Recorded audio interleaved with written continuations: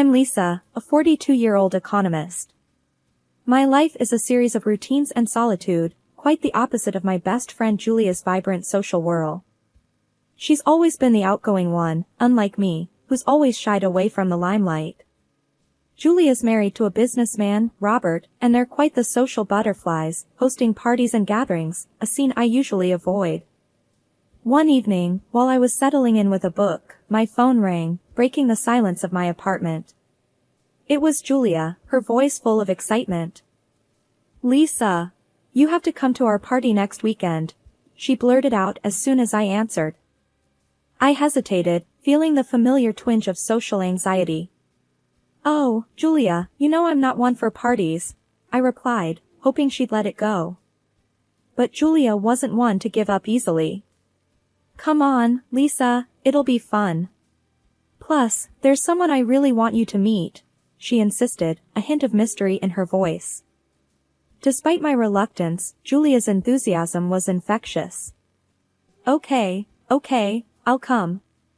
But I'm not staying late," I conceded, already dreading it.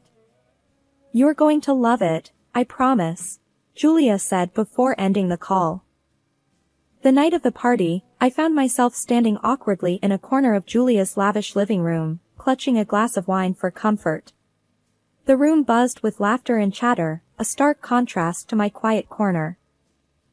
As I was planning my escape, I bumped into a man as I turned around.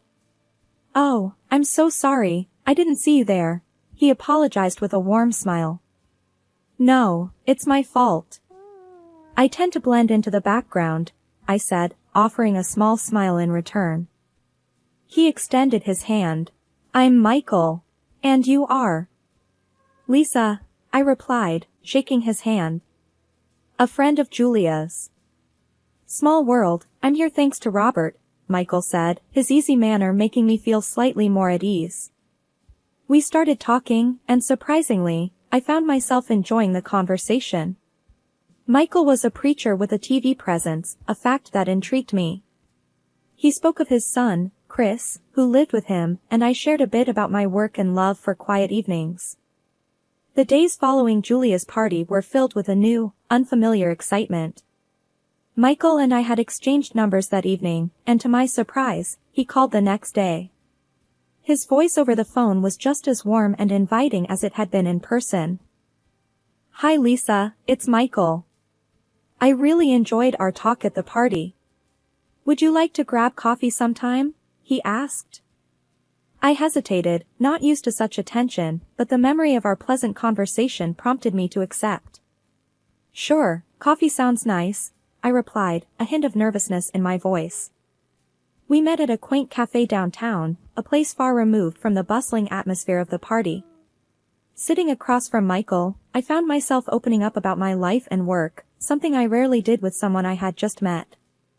"So, what's it like being an economist?" Michael asked, his eyes showing genuine interest. "It's mostly numbers and analysis. Not as exciting as preaching to a crowd, I'm sure," I responded, feeling a bit self-conscious. He chuckled softly. "Well, each to their own. I find solace in sharing words of faith, but we all have our paths." As we talked, I learned more about his life as a preacher and his son, Chris. "He's at university now. It's just me at home. It gets quiet, you know," he shared. I nodded, understanding the feeling all too well. "I can imagine. I've always valued my quiet space, but it can get lonely." Our conversation flowed effortlessly, and before we knew it, a couple of hours had passed. As we parted ways, Michael said, "I'd really like to see you again, Lisa. You're easy to talk to." Flattered and a bit taken aback, I agreed to meet again. Over the next few weeks, our casual meetups became a regular occurrence. We shared stories, laughed, and slowly, a connection formed, one I hadn't experienced before. It was during one of these meetings that Michael broached the subject of his son, Chris. "I worry that he might not take well to me seeing someone. He's quite protective since his mother passed," he admitted. I felt a twinge of anxiety at the thought. "I understand. It must be hard for him, I said, wondering how I would fit into their lives. To my relief, when I eventually met Chris, our introduction went smoother than I had anticipated. He was polite and friendly, and to my delight, we found common ground in our love of books. The relationship with Michael blossomed into something beautiful and unexpected. It was a whirlwind of emotions, and before I knew it, Michael proposed. It was a simple yet heartfelt moment, one that marked a new beginning for both of us. Marriage was never something I had actively sought, considering my reserved nature and preference for solitude. Yet, with Michael, it felt right. His kindness, warmth, and the connection we shared made me believe in the possibility of a shared life. The months following Michael's proposal were like a dream. I, Lisa, who had always cherished my solitude, found myself eagerly diving into this new chapter of life. Our wedding was a modest but beautiful affair, attended by close friends and family, including Julia, who seemed genuinely happy for me. One evening, a few weeks after the wedding, as Michael and I sat on our porch, I shared my thoughts. I never imagined I would be here, in this moment, married and so, content, I said, looking out at the starlit sky. Michael took my hand, his voice soft with affection. Life is full of surprises, Lisa. I'm just glad that this surprise brought you into my life. As a preacher's wife, I found myself attending various church events and social gatherings, a stark contrast to my previous lifestyle. At first, it was overwhelming, but Michael was always by my side, his presence a comforting constant. One Sunday after his sermon, as people mingled around the church hall, I overheard snippets of conversation praising Michael's eloquence. Your husband has a way with words. You must be so proud, one of the churchgoers commented as she passed by me. I smiled, feeling a sense of pride. Yes, I am. Thank you. Life with Michael was filled with small, joyful moments. We often hosted dinners where Michael's charm and charisma shone. Julia and Robert were frequent guests, and Julia would often pull me aside, gushing about how happy she was for me. You've really come out of your shell, Lisa. Michael's been so good for you, Julia remarked one evening as we set the table for a dinner party. I laughed softly. I guess love does change people. I'm just glad it changed me for the better. However, with Chris heading off to university, the house felt emptier, and I sensed a subtle change in Michael. He seemed more distant, lost in thought, and our conversations, once filled with laughter and shared stories, now often lapsed into silence. One night, as we sat quietly in the living room, I tried to breach the growing gap. Is everything okay, Michael? You seem different, I asked, concerned. He looked at me, his eyes reflecting a complexity of emotions. It's just the house feeling empty without Chris, and the church demands. Don't worry, Lisa, we'll adjust. I wanted to believe him, to believe that this was just a phase and that we would soon return to our blissful, loving days. But a small voice in the back of my mind whispered doubts, fears that this change might be the beginning of something I wasn't prepared for. The subtle changes in Michael that I had initially dismissed as mere adjustments to our new life together began to evolve into something more concerning. After Chris left for university, the house, once filled with his youthful energy, grew quiet, almost somber. Michael's demeanor changed, the warmth and affection he used to show me seemed to diminish, replaced by an irritable and distant attitude. One evening, as I was preparing dinner, Michael walked into the kitchen. I noticed his furrowed brow and tense expression. Is everything all right, Michael? I asked tentatively. He glanced at the stove and then back at me, his voice sharp. Why isn't dinner ready yet? I'm tired of waiting every evening. Taken aback by his tone, I replied, I'm sorry, the roast is taking longer than I expected. It's always something, isn't it? He retorted before walking away. I stood there, stirring the pot, feeling a mix of confusion and sadness. This wasn't the Michael I knew, the man who used to appreciate my cooking and the effort I put into our home. As days turned into weeks, these instances became more frequent. Michael's criticisms grew harsher, and his patience shorter. There were times when he would come home late, and if dinner wasn't hot, he would react angrily. One such night, When dinner had gone cold, Michael's reaction was more intense than usual. "This is unacceptable, Lisa. If I come home, I expect a hot meal," he scolded, his voice raised. "But Michael, you didn't tell me you'd be late." "I can warm it up," I suggested, trying to keep my voice calm. "No, I want a freshly cooked meal." "Is that too much to ask?" he snapped, his demeanor intimidating. I felt a lump form in my throat as I watched him discard the meal I had spent hours preparing. I nodded silently, holding back tears, and began to prepare another dish. As the nights grew longer and lonelier, with Michael often staying out late, I found myself missing the man I had married. The man who preached about love and kindness seemed to be a different person behind closed doors. As the days passed, my life with Michael descended further into a pattern of isolation and despair.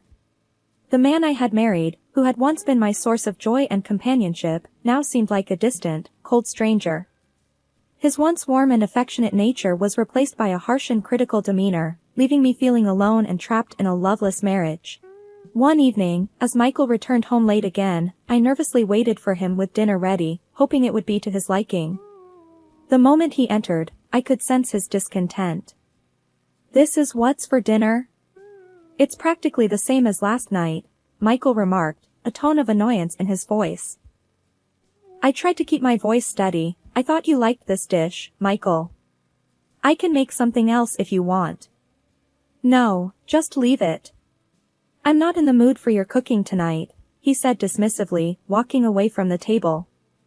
I stood there in the kitchen, the untouched plates of food in front of me, fighting back tears. The loneliness and despair were overwhelming, and I longed for someone to talk to. I picked up the phone and called Julia, hoping for some comfort. "Julia, it's Lisa. I don't know what to do anymore. Michael is so different now. He doesn't even eat the meals I prepare," I shared, my voice trembling. "Oh, Lisa, you're probably just overthinking things. Michael's a good man. Maybe you're just not used to being married yet," Julia responded, her tone lacking the empathy I desperately needed. "But he's hardly ever home, and when he is, all he does is criticize me." "It feels like he doesn't care at all," I said, hoping she would understand the gravity of my situation. "Lisa, marriage is about compromise. Maybe try talking to him, see what's bothering him." "I'm sure it's nothing serious," Julia suggested, not fully grasping the depth of my unhappiness. I hung up the phone, feeling more isolated than ever. Julia, whom I had always counted on, couldn't see the pain I was in. It seemed like I had no one to turn to, no one who understood. I started to question my own judgment, wondering if this was all my fault, if there was something I could have done differently to prevent Michael's transformation. But deep down, I knew I had done everything I could. The problem wasn't with me, it was with the man who had vowed to love and cherish me but now treated me like a stranger in my own home. The transformation in my home was stark and disheartening. Michael, once a source of comfort and joy, had become a stranger, his demeanor increasingly marred by late-night drinking and unpredictable outbursts. It was a gradual shift, one that I had tried to deny at first, but the evidence was becoming too overwhelming to ignore. One fateful evening, the air in our home was charged with an uneasy tension. Michael had returned later than usual, the effects of his drinking evident in his staggered walk and slurred words. I had learned to tread lightly on these nights, but nothing could have prepared me for what was to come. As I placed dinner on the table, an attempt to inject some normalcy into the evening, Michael's frustration boiled over. "This again? Can't you make anything else?" he slurred, his voice dripping with disdain. Attempting to maintain a semblance of calm, I replied, "I thought this was your favorite, Michael. I can make something else if you prefer." In a sudden fit of rage, Michael flung his phone in my direction. I stumbled backward, the phone narrowly missing me, but in my retreat, I knocked over the dinner spread, sending plates and food crashing to the floor. He let out a scornful laugh. "Look at the mess you've made. Clean it up," he commanded before staggering off to the bedroom, leaving me alone in the wreckage. Tears welled in my eyes as I began to pick up the pieces. That's when I noticed Michael's phone, lying amidst the mess, unlocked and unguarded. A part of me knew that crossing that boundary could change everything, but the need for truth, for some understanding of Michael's change, compelled me forward. I picked up the phone and there it was, a string of messages between Michael and Julia. "Can't wait to see you again, missing you, Lisa suspects nothing," the words blurred as tears welled up in my eyes. The betrayal was twofold. My husband and my best friend, two people I had trusted implicitly, were stabbing me in the back. My heart sank as I read each line, a mix of affectionate exchanges and plans for secret rendezvous. I sat there, amidst the chaos, the phone in my hand a testament to their betrayal. Feelings of hurt, anger, and disbelief swirled within me. How could they do this to me? How long had this deception been going on right under my nose? In that moment, I decided to keep this revelation to myself. I needed time to process this betrayal and to plan my next steps carefully. This knowledge was a weapon, and I needed to wield it wisely. I cleaned up the kitchen, my mind racing with the implications of what I had just discovered. The man I had loved and the friend I had trusted had both deceived me in the most intimate way possible. Sleep eluded me that night as I lay in bed, the truth gnawing at me. The next day was a blur, my interactions with Michael mechanical and devoid of emotion. He seemed oblivious to the storm raging inside me, a storm fueled by his own duplicity. Several days after the revelation of Michael's affair, the atmosphere at home had become unbearable. His late-night arrivals and the palpable tension between us escalated into frequent verbal attacks. I knew I couldn't endure this any longer, it was time to take a stand. One evening, as Michael launched into another tirade over some trivial matter, I interrupted him, a newfound resolve in my voice. "Enough, Michael. I can't do this anymore," I said firmly, holding out an envelope. "These are divorce papers." Michael stopped mid-sentence, his anger giving way to shock. "Divorce? Are you serious, Lisa?" "Yes, I am," I replied, my voice unwavering. "I know about your affair with Julia. I'm not going to hide it anymore. It's over." Michael's demeanor changed from shock to desperation. "Lisa, please, think about this. You can't do this to me. It will ruin my career as a preacher.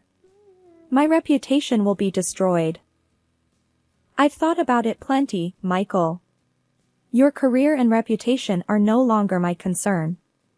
I deserve better than this," I stated, my tone resolute. He began to beg, his voice tinged with panic. "Lisa, I'm begging you. Please don't do this. We can work this out." "No, Michael. There's nothing left to work out. You broke our vows, and I won't stay in a marriage built on lies," I responded, my decision clear. Michael's face contorted with anger, his voice rising. "Fine. Go ahead with your divorce. But remember, you won't get a cent from me. I'll make sure you're left with nothing, out on the streets." As I stood there, absorbing his harsh words, he delivered a final, cruel blow. "You're just a fool, Lisa. Just as stupid as my dead wife." At that moment, the door opened, and Chris, Michael's son, stepped into the room. I didn't tell my husband that I invited my stepson to stay for a few days. The moment Chris stepped into the room, the dynamic shifted dramatically. His face was a mask of shock and anger, a stark contrast to his father's blustering fury. "What did you just say about Mom?" Chris demanded, his voice quivering with rage. Michael, caught off guard by his son's sudden appearance, tried to regain his composure. "Chris, this is not what it looks like. We were just..." "Save it, Dad." "I heard everything." Chris cut him off, his eyes burning with anger. "How could you say such things? About Mom, about Lisa?" I stood there, watching the confrontation unfold, my heart pounding. This was the moment of truth, the culmination of all the pain and betrayal. "Chris, you don't understand. It's complicated," Michael attempted to explain, his voice faltering. "Complicated? You're cheating on Lisa, and you insult her and Mom in the same breath. What's complicated about that?" Chris shot back. Michael's face was a mixture of frustration and defeat. He looked at me, then at Chris, realizing that his usual tactics weren't going to work this time. Chris, listen to me. Your stepmother is exaggerating things. She's trying to turn you against me, Michael said, attempting to regain control. I'm not a kid anymore, Dad. I can see what's happening, Chris replied firmly. You've hurt Lisa enough. She doesn't deserve this. Turning to me, Chris's expression softened. Lisa, I'm so sorry. I had no idea things were this bad. I nodded, grateful for his support. Thank you, Chris. I appreciate you standing up for me. Michael, now realizing the gravity of the situation, began to backtrack. Chris, please. Let's talk about this. We can sort things out. Chris shook his head. No, Dad. There's nothing left to sort out. You've made your choices, and now you have to live with the consequences. He then dropped a bombshell that neither Michael nor I saw coming. And as for the house and the money, they're actually mine. Mom left them to me. So, you can't kick Lisa out or leave her with nothing. Michael's face went pale, the realization of his son's words sinking in. He was at a loss for words, the tables turned completely. I looked at Michael, then at Chris, feeling a mix of relief and empowerment.